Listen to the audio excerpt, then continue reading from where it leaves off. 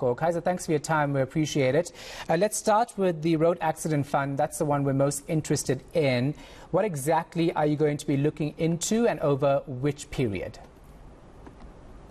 Thank you very much, Jahan.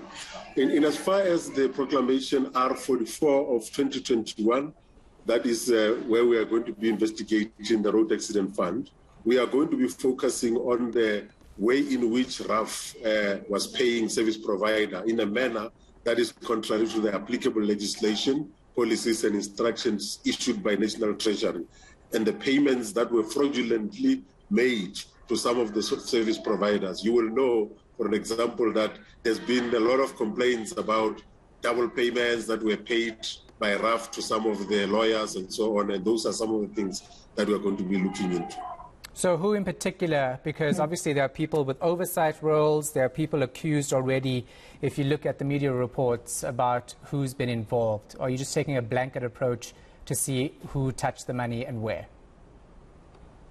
No, it is not necessarily blanket. We are going to look at officials, what their contributions are.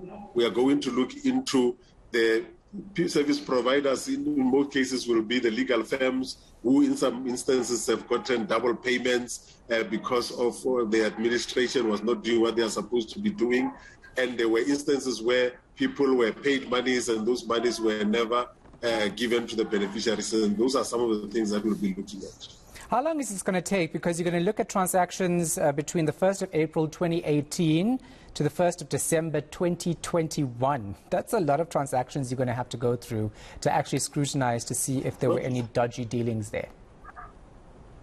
Yeah, no, it might take a lot of time, but like we have done now with the COVID-19 PPE investigations, we have learned our lessons. We are now able to push certain of our investigations as quickly as possible. Especially because today we are submitting our report to the President around the PPEs. Therefore, part of that work will be off our hands. Therefore, this has come in very handy for us to be doing what we're supposed to be doing. You jumped the gun with the PPE report. I was going to ask you that in the end, but now, since you mentioned it, tell me how many pages is that report, and have you already handed it over to the President? No, at the moment we have not as yet. We are just finalizing the report, and we're hoping that before the end of today we will submit it as promised to the President. I'm not sure as to whether the numbers will remain the same. Let me not say anything around it at this moment. Yeah, all right. But you're satisfied, of course, with the investigation, satisfied enough to actually say that this is our final report into PPE corruption in South Africa?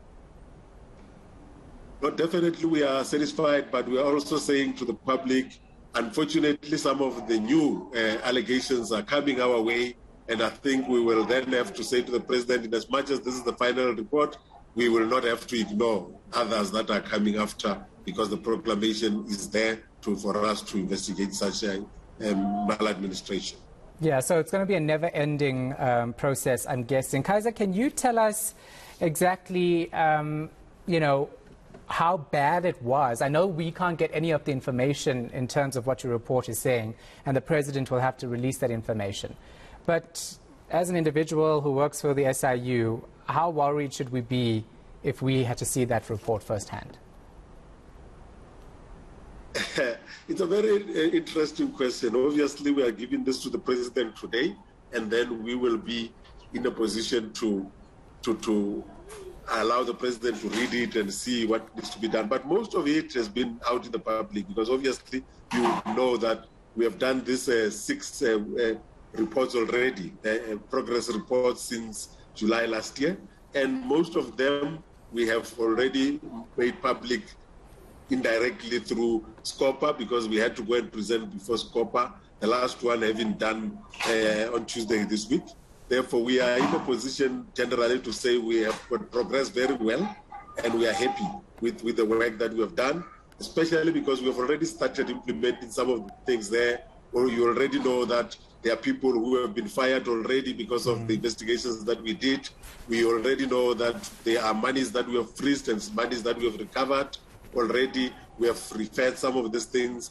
And people must also remember that the digital vibes matter is also part of this report because it was not an isolated investigation. It was part of the PPE investigation. So basically, we should be shook. That's what's going to happen when we get that report eventually from the president. Let's talk then about your latest authorization to investigate the Overstrand Local Municipality. Tell us exactly what you're looking into there.